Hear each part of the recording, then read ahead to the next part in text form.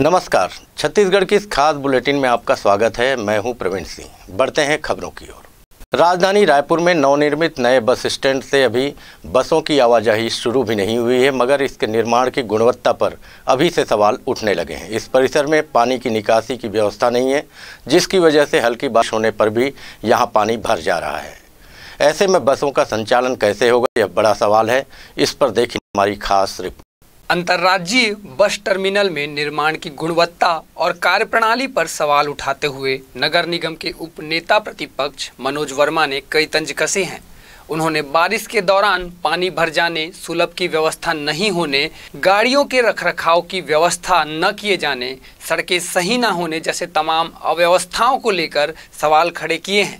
वहीं गुणवत्ताहीन कार्यों को लेकर उन्होंने जांच कर उचित कार्रवाई किए जाने की मांग भी की है। अंतर्राज्यीय बस स्टैंड यहाँ पे जब बनाया, पहले वो जगह दलदली थी।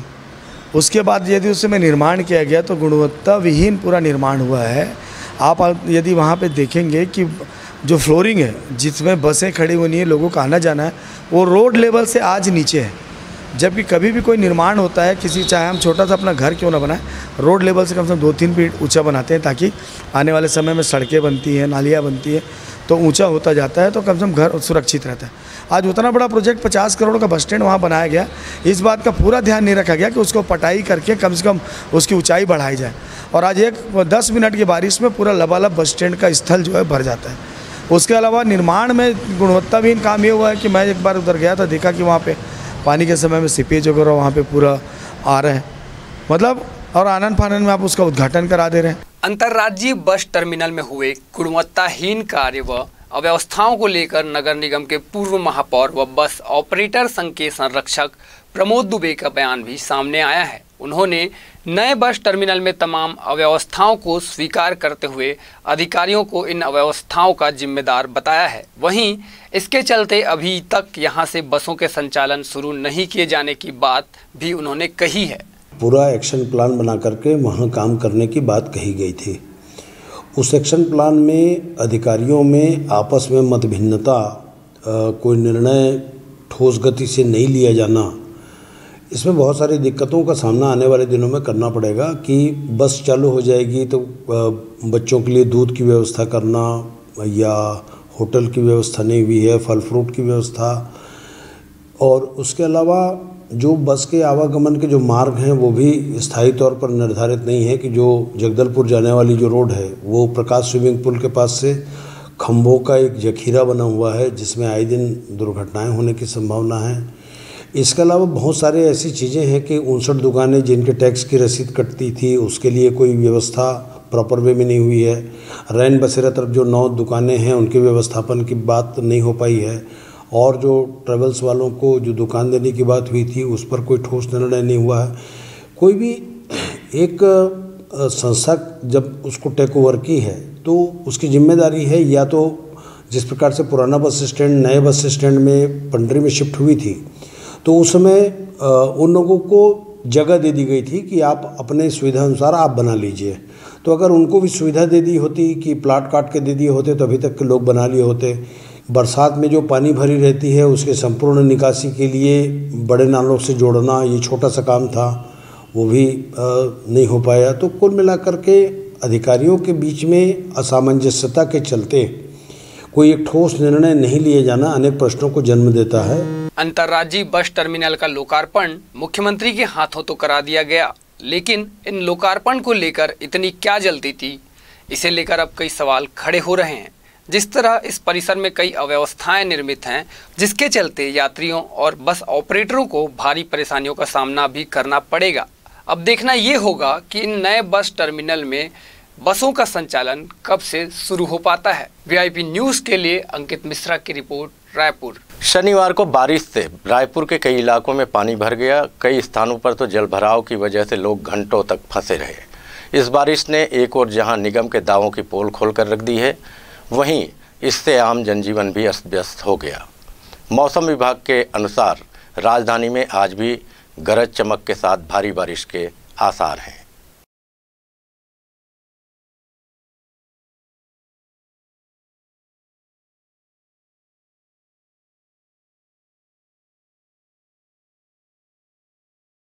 राजधानी में बदमाश फिर बेखौफ होते नजर आ रहे हैं। इसका एक उदाहरण उरला इलाके से प्रकाश में आया है।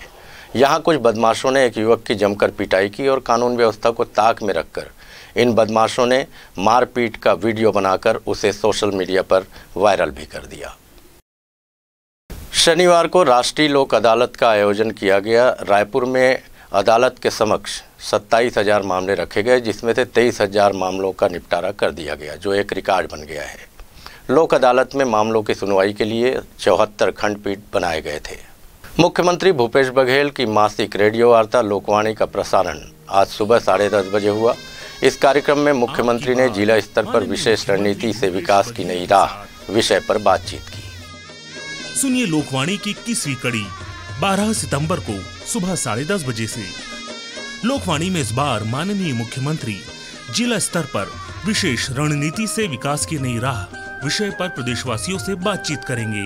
छत्तीसगढ़ के सभी आकाशवाणी केंद्रों, FM रेडियो एवं क्षेत्रीय समाचार चैनलों पर जनसंपर्क विभाग छत्तीसगढ़ शासन द्वारा प्रसारित। पुलिस में भर्ती होकर जनता की सेवा करने का सपना संजोकर इसकी तैयारी में जुटे प्रदेश के युवाओं को सपना साकार करने का मौका जल्द मिलने वाला है। छत्तीसगढ़ पुलिस में सब इंस्पेक्टर के 975 पदों पर भर्ती के लिए राज्य शासन ने मंजूरी दे दी है। इस भर्ती के लिए DGP DM अवस्थी ने शनिवार को ही हाई पावर कमेटी भी बना दी है। निलंबित ADG GP सिंह की मुश्किलें बढ़ती जा रही हैं। सिंह के खिलाफ दिल्ली में ED ने भी मामला दर्ज कर लिया है। मनी लॉन्ड्रिंग और आय से अधिक संपत्ति के मामले में ED मुख्यालय की इंटेलिजेंस यूनिट ने यह केस दर्ज करवाया है।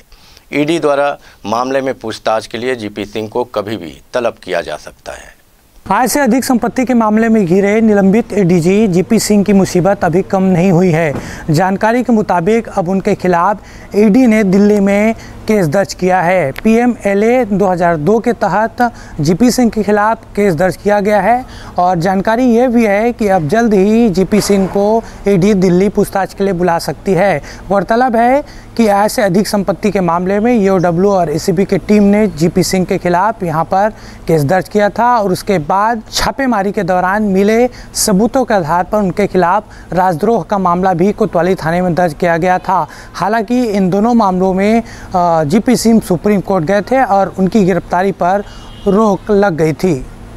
कैमरामैन होरी साहू के साथ हेमंत शर्मा, VIP न्यूज रायपुर। आज नीट की परीक्षा है। यह परीक्षा दोपहर 2 बजे से 5 बजे तक होगी। ट्विन सिटी में इसके लिए 18 केंद्र बनाए गए हैं। इस परीक्षा में 5,419 परीक्षार्थी शामिल होंगे। परीक्षार्थियों को समय से 3 घंटे पहले परीक्षा केंद्र में पहुंचना अनिवार्य होगा। अब लेते हैं एक छोटा सा ब्रेक।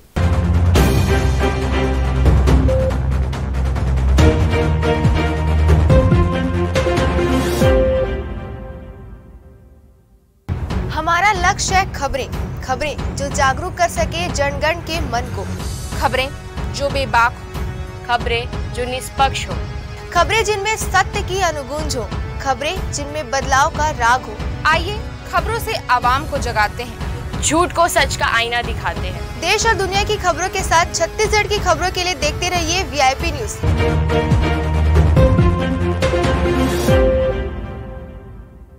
ब्रेक के बाद एक बार फिर आपका स्वागत है। अब सुनते हैं सुभाष की बात। हम बात कर रहे हैं क्षमा पर्व की। हम जैनों की उस परंपरा की बात कर रहे हैं, जैन धर्म की उस परंपरा की बात कर रहे हैं जो हमको क्षमा मांगना सिखाती है, जो हमको ये सिखाती है कि वो बड़ा है जिसके पास क्षमा जैसा शब्द है। रहीम हमको याद आते हैं कि क्षमा बड़न को चाहिए, छोटन को उत्पात, कहे रहीम हरि को काटो, जो भृगु मारी लात। यही रहीम कहते हैं कि रहीमन धागा प्रेम का, मत तोड़ो चटकाए, टूटे से जो ना जुड़े, जुड़े गांठ पड़ जाए। तो दोस्तों, दरअसल बात यह है कि हम जिस समय में रह रहे हैं वहाँ पर कोई भी व्यक्ति जो है वो अपने आप को किसी से कम नहीं समझता। मेरी कमीज से तेरी कमीज सफ़ेद कैसे। दरअसल हम इस समय में जी रहे हैं जहाँ पर कि हमको दूसरे की सफ़ेदी भाती नहीं। दरअसल जबकि हकीकत यह है कि क्षमा मनुष्य का आभूषण है। क्षमा व्यक्ति को उदार हृदय बनाता है। क्षमा उसकी एक स्वस्थ मानसिकता को दर्शाता है। हम जिस देश में रहते हैं वो एक क्षमा का जो उसका दर्शन है, जहाँ हमारे यहाँ करुणा, सहनशीलता, दया, ये हमारे यहाँ एक महात्मा के गुण होते हैं और जो स्त्री में होते हैं। इसलिए प्रेमचंद लिखते हैं अपनी किताब गोदान में कि जब कोई व्यक्ति अपने आप में स्त्री के गुण समाहित कर लेता है तो वो महात्मा हो जाता है, और जब कोई स्त्री अपने में पुरुष के गुण समाहित कर लेती तो उल्टा हो जाती है। दरअसल ये गुण क्या है? ये क्षमा, दया, त्याग, ममता, ये सारे गुण हैं। हम अपने से बड़े शत्रु को भी अगर माफ़ कर देते हैं जिस समय, उस समय हम खुद बड़े हो जाते हैं। हमारा जीवन अनमोल है और छोटा भी है। यदि हम इसमें केवल ईर्ष्या और शत्रुता के कूड़े को अपने घर में अगर जगह देंगे, अपने शरीर में जगह देंगे, तो ये जो हम देख रहे हैं वो मनुष्यता उससे अंततः रक्त रंजित नजर आएगी। हम जिस इतिहास में लूट, बर्बरता, अत्याचार है, आक्रामकता है, या जहाँ दुनिया को तलवार के नोक पे जीतने की महत्वाकांक्षा रही है, वहाँ युद्धों ने जन्म दिया है। युद्ध से देश तो जीते जा सकते हैं पर दिल नहीं जीते जा सकते। इसलिए बुल्ले शाह जैसे शायर कहते हैं कि अगर आपको कोई चीज़ जीतना है तो दिल जीतो। आप दुनिया जीत के क्या करोगे? इस दुनिया को बार बार लूटा गया है, रौंदा गया है। आतताइयों ने मनुष्यता को मारने, बर्बाद करने के लिए कोई कसर नहीं छोड़ी, लेकिन हासिल क्या हुआ? चाहे हम सिकंदर की बात करें, चाहे नादिर शाह की बात करें, चाहे हिटलर की बात करें, आज लोग यदि उनको याद करते हैं तो नफरत से याद करते हैं। दरअसल हमारा देश और हम शांति और अमन के पुजारी हैं। हम पूरी दुनिया को वसुदेव कुटुंबकम की तरह देखते हैं और हम आपसी भाईचारे में यकीन करते हैं। ये धरती बुद्ध की है, महावीर की है, नानक की है, कबीर की है, मीरा की है। रामधारी सिंह दिनकर की कविता है कि क्षमा शोभती उस भुजंग को जिसके पास गरल हो, उसको क्या जो दंतहीन, विष रहित, विनित, सरल हो। वैसे सरल होना कोई खराब बात नहीं है, पर चूंकि अगर कोई आदमी बहुत ताकत दिखाता, जो बोलते हैं कि थोथा चना बाजे घना, या जो अज्जल घघरी छलकत जाए, हमारे यहाँ पास जिसके पास जो नहीं है वो उसके बारे में अभिमान करता है। दरअसल जिस हम जैन परंपरा की बात कर रहे हैं और क्षमा पर्व की बात कर रहे हैं, उसमें जो पर्युषण पर्व उनके लिए सबसे महत्वपूर्ण है, उसमें जिस 10 क्षमा की बात की गई है, उसमें उत्तम क्षमा है, उत्तम मार्देव है, उत्तम आर्जव है, उत्तम सत्य है, उत्तम सोच है, उत्तम संयम है, उत्तम तप है, उत्तम त्याग है, उत्तम अकिंचन है और उत्तम ब्रह्मचर्य है। जो भी है वो श्रेष्ठ है। और जैन धर्म में श्रावकों और श्रमणों को क्षमा धारण करने के लिए कहा गया है। जितने भी जैन धर्म के अनुयायी हैं, मानने वाले हैं, उन्होंने जैनों को ये कहा है कि गाली सुन मन खेद ना आनी, गुण को अवगुण कही अज्ञानी। तो जो इस समय एक बात है, संस्कृत में एक श्लोक है, मौनम कला नास्ति। हम बहुत बार चुप रहकर, अगर कोई क्रोध में है और हम उसके सामने चुप होते हैं, तो निश्चित रूप से वो जो हमारा मौन है वो उस जो कुछ वहाँ घटित होना है उसको रोकता है। नमोकार जो मंत्र है, जो अहिंसा परमो धर्म की बात है, चाहे हम श्वेतांबर जैन की बात करें, मिच्छामि दुखम की बात के लिए वो कहते हैं, या हम दिगंबर जैन की बात करें, उत्तम क्षमा की बात है। अगर हम उनकी धार्मिक किताब जिनवाणी की बात करें तो वहाँ पर भी ये बात है। अगर हम सारे धर्मों की बात करें तो यदि हम इस्लाम में जाते हैं तो वहाँ हम अपने नमाज में अपने अल्लाह से अपने गुनाह की क्षमा मांगते हैं। पूजा अर्चना करते हैं तो उस पूजा अर्चना में भी जैसे ही पूजा खत्म होती है तो हम कहते हैं कि हमसे जो कुछ हुआ हमने किया, पर हमारी गलतियों को माफ़ करो। दरअसल मनुष्य जो है बार बार अपने को ईश्वर के सामने खास करके अपने को वो कहता है कि मुझसे गलती हुई। पर यहाँ हम बात कर रहे हैं जैन धर्म की, क्षमा पर्व की। यहाँ पर जैन धर्म बाकी धर्म से इसलिए हमको अलग दिखता है कि वो समूची प्रकृति से, इस ब्रह्मांड में जो कुछ है वो सबसे क्षमा मांगते हैं और कहते हैं कि हमको आप माफ़ करो, हमसे जो गलती हुई माफ़ करो। पर दरअसल दोस्तों, सॉरी एक अंग्रेजी का शब्द है जो बहुत अच्छा शब्द है, जिसको बोलने में कोई बुराई नहीं। पर दरअसल जब हम बार बार सॉरी बोलते हैं तो हमारा इंटेंशन क्या है? क्या हम बार बार किसी को प्रताड़ित करके सॉरी बोलेंगे? जिस समय में हम रह रहे हैं उस समय में लोगों के भीतर बहुत सारा गुस्सा भरा है। तो दुनिया में तरह तरह के दुख दर्द हैं। उस दुख दर्द के बीच में अगर कहीं से कोई ऐसा अवसर आता है तो वो अपने भीतर के दुख को, अपने भीतर के रौद्र रूप को बाहर निकालता है और अचानक से वो फट पड़ता है। तो हमारी परंपरा में ये बात बार बार आती है कि हमको दरअसल सबसे बड़ा व्यक्ति वो है जो लोगों को क्षमा करना जानता है। अगर वो लोगों को क्षमा करता है, वो अपने गुस्से को कंट्रोल करता है, वो आसपास अपने लोगों के साथ अच्छा व्यवहार करता है। इसलिए निदा फाजली जैसे शायर कहते हैं कि अच्छी संगत बैठकर संगी बदले रूप, जैसे संग आम के मीठी हो गई धूप। दरअसल हम जिस परंपरा की बात कर रहे हैं, जिस क्षमा पर्व की बात कर रहे हैं, वो चाहे जैन परंपरा से आता हो, पर वो सारे धर्मों में कहीं ना कहीं माफ़ करने की बात है। अगर जाने अनजाने हम आपकी भावनाओं को यदि कहीं आहत कर रहे हैं तो हम भी जैन परंपरा का अनुसरण करते हुए आपसे कहेंगे कि आप हमको क्षमा कीजिए। छत्तीसगढ़ की 36 खबरें देखिए हमारी सहयोगी सोनल साहू के साथ। सितंबर महीने में एक के बाद सिस्टम बनने से बरसात सामान्य होने लगी है। राहत की बात यह है कि मानसून की विदाई में देरी के भी संकेत मिल रहे हैं। अगर मानसून इस महीने तक टिका रहा और बरसात होती रही तो बड़ा संकट टल जाएगा। मौसम विभाग ने आज छत्तीसगढ़ के अधिकांश स्थानों पर हल्की से मध्यम वर्षा की संभावना जताई है। एक दो स्थानों पर भारी बारिश और वज्रपात की आशंका भी जताई जा रही है। कांग्रेस नेता वेदराम मनहरे सहित 10 कांग्रेसी नेता बीजेपी में शामिल हो गए हैं। छत्तीसगढ़ प्रदेश प्रभारी डी पुरंदेश्वरी ने शुक्रवार को उन्हें दिल्ली में पार्टी की सदस्यता दिलाई है। इसके बाद पार्टी ने उन्हें छत्तीसगढ़ में नशा मुक्त समाज आंदोलन का प्रभारी बना दिया है। मनहरे तिल्दा जनपद पंचायत के 2 बार अध्यक्ष 2 बार उपाध्यक्ष रह चुके हैं। इसके अलावा वो सतनामी समाज के संरक्षक भी हैं।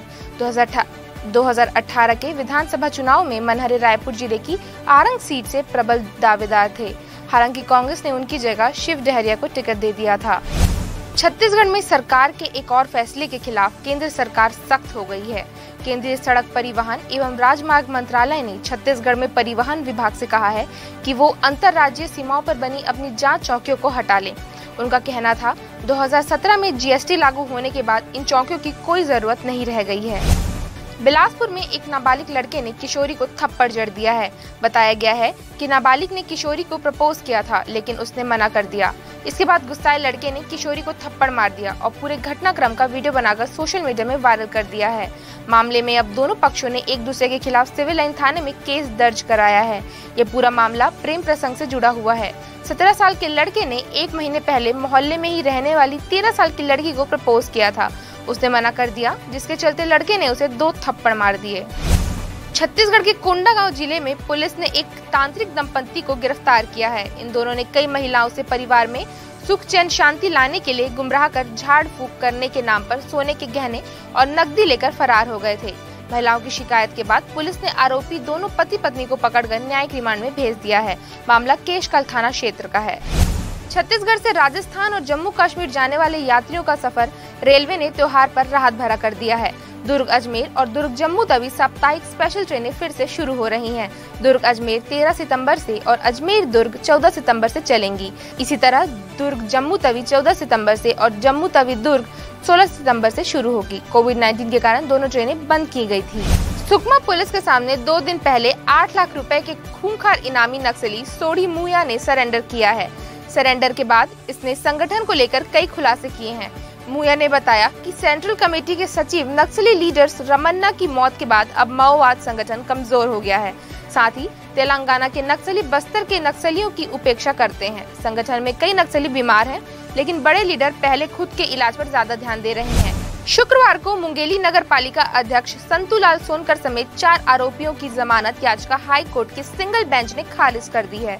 मुंगेली में नाली निर्माण के नाम पर फर्जी तरीके से 13 लाख रुपए का भुगतान कर दिया गया था, जिसके बाद कलेक्टर के आदेश पर नगर पालिका अध्यक्ष समेत 6 अन्य लोगों के खिलाफ कोतवाली थाने में FIR दर्ज करवाई गई थी, जिसमें से 4 ने हाई कोर्ट में अग्रिम जमानत याचिका दायर की थी, जिसे जस्टिस PP साहू की सिंगल बेंच ने खारिज कर दिया है। छत्तीसगढ़ के कांकेर जिले में इन दिनों आदमखोर तेंदुए का आतंक देखने को मिल रहा है। सबसे ज्यादा पलेवा और भैंसाकट्टा गांव के ग्रामीण तेंदुए से परेशान हो गए हैं। इधर वन विभाग की टीम ने तेंदुए को पकड़ने पलेवा गांव में शुक्रवार को एक पिंजरा लगा रखा था। इस पिंजरे में मुर्गा बांधा गया था, लेकिन उसमें शनिवार की सुबह तेंदुए की जगह एक भालू फंस गया, जिसे वन विभाग के अधिकारियों ने पलेवा के जंगल में छोड़ दिया है। इधर तेंदुए को पकड़ने के लिए अब वन विभाग में दूसरी जगह जाल बिछाने की तैयारी की जा रही है। छत्तीसगढ़ के धुर नक्सल प्रभावित एवं आदिवासी बाहुल्य कोंडागांव जिले ने देश के सामने एक उदाहरण पेश किया है। कुपोषण के खिलाफ जंग में कोरोना काल के बावजूद मात्र 1.5 वर्ष में ही जिले में कुपोषित बच्चों की संख्या में एक 40% की कमी दर्ज की गई है। जिले के विभागों के समन्वित प्रयास, बेहतर रणनीति और मॉनिटरिंग के साथ ये संभव हो सका है। प्रदेश में भारी वाहनों की गति पर अब ब्रेक लगेगा, क्योंकि परिवहन विभाग भारी वाहनों में गति नियंत्रक उपकरण लगाने की शुरुआत करने जा रहा है। उपकरण लगने के बाद भारी वाहनों की स्पीड लिमिट तय हो जाएगी। छत्तीसगढ़ में औद्योगिक निवेश को बढ़ावा देने के लिए राज्य सरकार ग्लोबल इन्वेस्ट मीट इन्वेस्टगढ़ का आयोजन करने जा रही है। 27 जनवरी से 1 फरवरी 2022 तक ये नया रायपुर में प्रस्तावित है। उद्योग विभाग इसकी तैयारी में जुट गया है। इसमें देश के बड़े औद्योगिक संस्थानों के साथ ही विदेशी निवेशकों को भी आमंत्रित किया जा रहा है। इस आयोजन पर करीब 107 करोड़ रुपए खर्च होने का अनुमान है। आयोजन के माध्यम से राज्य में $50 बिलियन का निवेश आकर्षित करने का लक्ष्य रखा गया है। भाजपा ने हाल ही में बस्तर में चिंतन शिविर का आयोजन किया। इसमें देश भर के चुनिंदा नेताओं को आमंत्रित किया गया था, लेकिन प्रदेश में सिर्फ उन्हीं नेताओं को इसमें बुलाया गया जो ठेठ छत्तीसगढ़िया की छवि रखते हैं। सेठ साहूकारों की पार्टी का ठप्पा लिए घूम रही भाजपा को अब चुनौती छत्तीसगढ़ की अस्मिता को जागृत करने वाले सीएम से है। छत्तीसगढ़ प्रदेश साहू समाज संघ में राजधानी निवासी भोज कुमार साहू को जगह मिली है। उन्हें प्रदेश उपाध्यक्ष के पद पर मनोनीत किया गया है। भोज कुमार साहू मूलतः ग्राम बिनौरी, जिला गरियाबंद निवासी हैं। वह वर्तमान में छत्तीसगढ़ माध्यमिक शिक्षा मंडल रायपुर के अध्यक्ष के नित्य सचिव पद पर पदस्थ हैं। भोज कुमार ने इस नियुक्ति पर प्रदेश साहू संघ के अध्यक्ष अर्जुन हिरवानी, राष्ट्रीय युवा प्रकोष्ठ संदीप साहू, संयोजक युवा प्रकोष्ठ ओम प्रकाश साहू समेत समाज के सभी पदाधिकारियों का आभार प्रकट किया है। केंद्रीय शिक्षा मंत्रालय के नेशनल इंस्टीट्यूशनल रैंकिंग फ्रेमवर्क 2021 के मुताबिक इंजीनियरिंग के क्षेत्र में इस बार राज्य से national institute of engineering 44% score के साथ 64वें स्थान पर है। कोरोना काल में भी एनआईटी की रैंकिंग में सुधार संभावना जगाने वाला है, लेकिन यह परिणाम हमें यह भी बताता है कि एनआईटी को सर्वश्रेष्ठ बनने के लिए बहुत कुछ करना होगा। कमोबेश यही स्थिति Indian institute of management Raipur की भी है। कोरोना संकट काल के बीच राजधानी रायपुर में गणेश चतुर्थी पर शुक्रवार को गणेश प्रतिमा स्थापना के साथ ही जिला और नगर निगम प्रशासन ने खारू नदी के किनारे बनाए गए 100 से अधिक कुंडों में विसर्जन की तैयारियां शुरू कर दी हैं। इन कुंडों में 2 पंपों से नदी का पानी खींचकर डाला जा रहा है। निगम के अफसरों का कहना है कि 11 दिन बाद गणेश प्रतिमाओं का विसर्जन इसी कुंड में किया जाएगा। राजधानी रायपुर समेत प्रदेश भर में प्लास्टिक के इस्तेमाल पर रोक लगाए जाने तथा इसके इस्तेमाल से पर्यावरण के होने वाले नुकसान के प्रति लोगों के बीच बढ़ती जागरूकता के बाद भी शहर पॉलीथीन से पटा हुआ है। पॉलीथीन खुलेआम बिक रही है। आलम यह है कि जीवनदायिनी खारू नदी में भी पॉलीथीन की परत जम रही है। शहर के प्रमुख तालाब, नाले और नालियां आए दिन जाम हो जाते हैं। पंडित रविशंकर शुक्ल विश्वविद्यालय में त्रिवर्षीय जेम्स एंड ज्वेलरी कोर्स शुरू हो गया है। इसमें ऑनलाइन प्रवेश की प्रक्रिया भी शुरू हो चुकी है। इसे लेकर रायपुर सराफा एसोसिएशन ने मुख्यमंत्री भूपेश बघेल का आभार जताया है। साथ ही एसोसिएशन ने अपनी कुछ अन्य मांगों के बारे में भी बताया।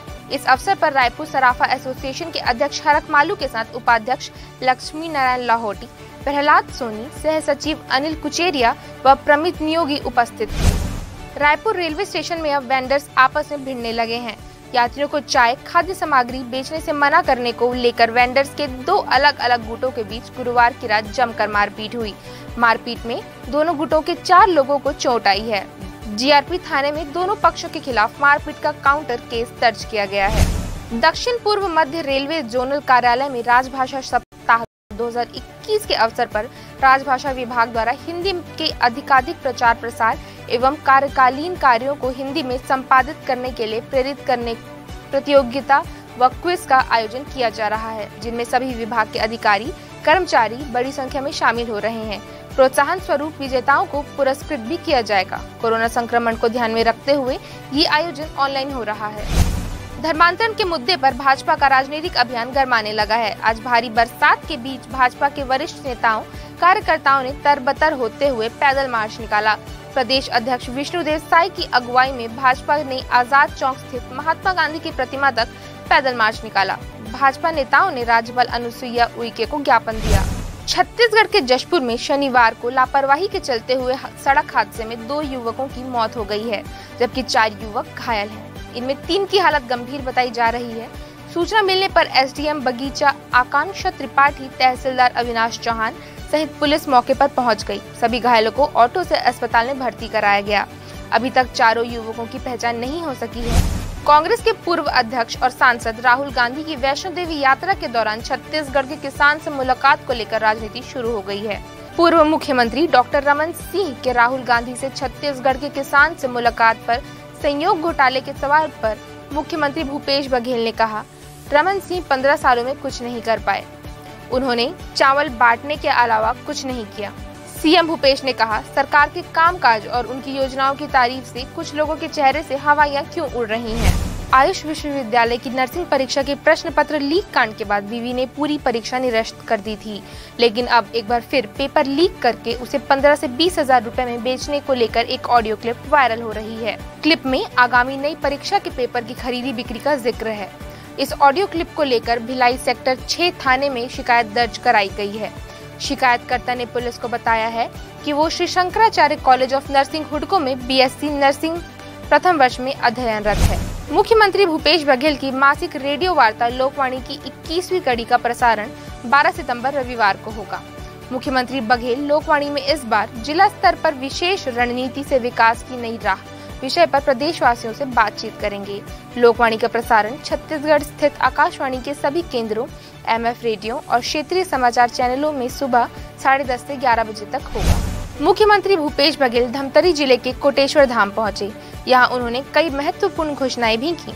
इन घोषणाओं में कोटेश्वर धाम में औषधीय पौधों का प्रसंस्करण और प्रशिक्षण के लिए केंद्र खोला जाना है और यहाँ सौर ऊर्जा से विद्युत और पेयजल की व्यवस्था करना शामिल है। छत्तीसगढ़ की बेटी श्रुति प्रभला ने अंतर्राष्ट्रीय स्तर पर आयोजित ऑनलाइन गीत गायन प्रतियोगिता में अपनी बेहतरीन गायन शैली से छत्तीसगढ़ का ही नहीं बल्कि पूरे भारत का नाम रोशन किया है। बिलासपुर की रहने वाली श्रुति ने वॉइस ऑफ वर्ल्ड की टॉप 3 में अपना स्थान सुनिश्चित कर लिया है। श्रुति इस प्रतियोगिता के फाइनल राउंड में पहुंचने वाली भारत की इकलौती प्रतिभागी हैं। कमलेश तिवांगन पहले मिस्त्री थे, कूलर बनाते थे। अब मालिक हैं और मजदूरों से कूलर बनवाते हैं। मिस्त्री रहते उनके मन में विचार आया कि थोड़ी सी पूंजी जोड़ लूं तो मैं भी अपना व्यवसाय आरंभ कर सकता हूं। अपने हुनर पर भरोसा रखते हुए उन्होंने उद्योग विभाग में उद्यम के लिए एक आवेदन दिया। उद्योग विभाग ने उनका ऋण प्रस्ताव PMEGP के अंतर्गत भेज दिया। वर्ष 2018 में उनके 9 लाख रुपए स्वीकृत हुए। इससे उन्होंने कूलर निर्माण के लिए आवश्यक मशीनें खरीदी। काम शुरू हुआ और अब वे कर्ज मुक्त हो चुके हैं। कमलेश ने 8 लोगों को अपने उद्यम में काम भी दे दिया है। मुख्यमंत्री भूपेश बघेल धमतरी जिले के दौरे पर हैं। धमतरी जाने से पहले मीडिया से बातचीत की। इस दौरान मुख्यमंत्री बघेल ने पूर्व मुख्यमंत्री डॉक्टर रमन सिंह के बयान पर पलटवार किया है। इस बुलेटिन में फिलहाल इतना ही। हमें दीजिए इजाजत। नमस्कार।